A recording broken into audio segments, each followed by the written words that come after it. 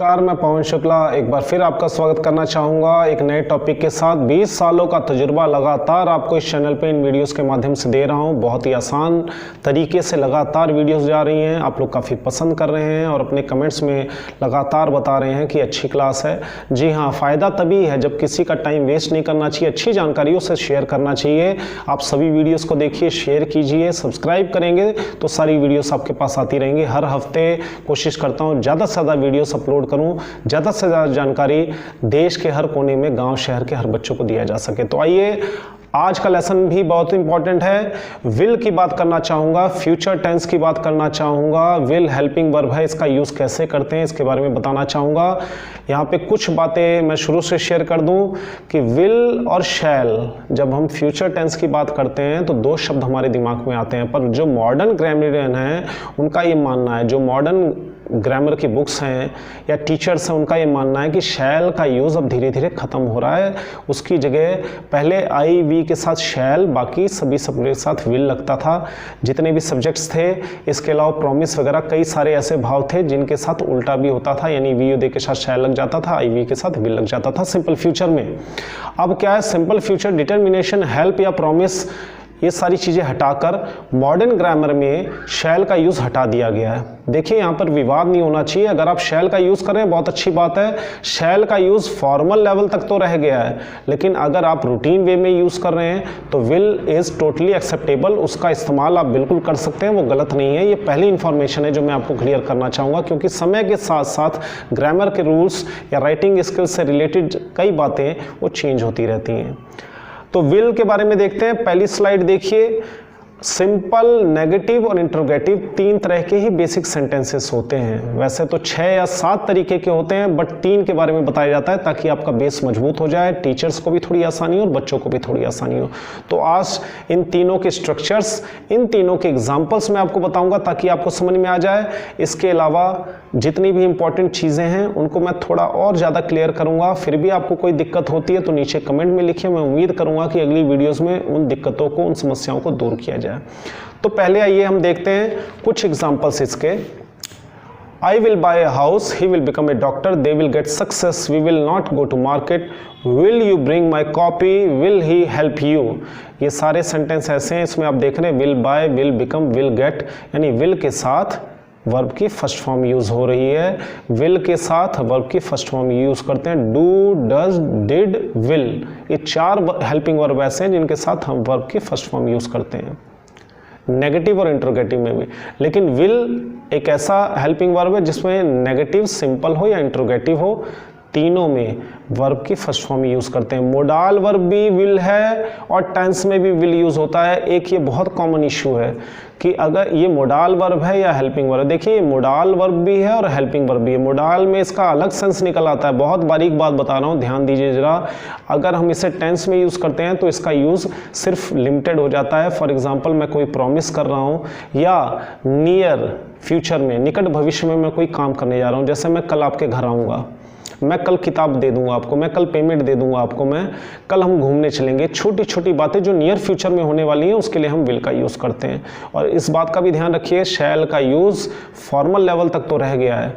अगर आप official letter लिख रहे हैं तो वहाँ पे शैल ठीक है, कोई फॉर्मल अगर आप ड्राफ्टिंग कर रहे हैं तो उसके लिए ठीक है, बट आप विल का यूज़ अब हर सब्जेक्ट के साथ कर सकते हैं। तो आइए देखिए, इसकी पहचान देखते हैं पहले। Tomorrow, day after tomorrow, next day, next month, next week, यानी अगले हफ्ते, महीने, दिन। डे आफ्टर टुमारो मीन्स परसों हो गया, टुमारो मीन्स कल हो गया।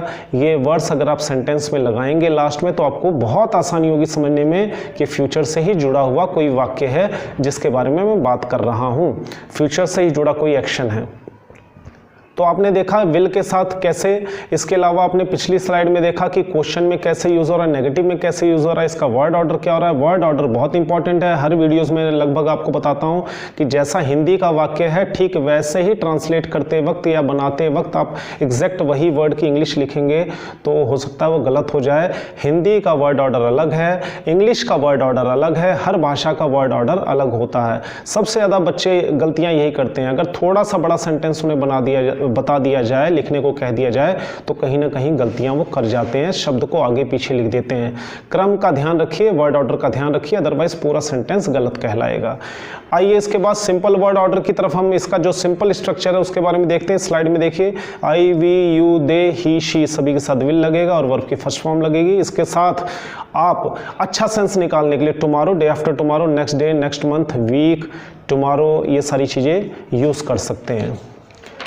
सेकेंड थिंग, नेगेटिव के बारे में हम बात करते हैं। नेगेटिव का बहुत आसान है, इसमें आई, वी, यू, दे सभी के साथ विल तो लगेगा ही, मैं आपको बता रहा हूँ। नॉट लगा दीजिए थर्ड नंबर में, विल के साथ नॉट, जैसे ही विल आएगा नॉट।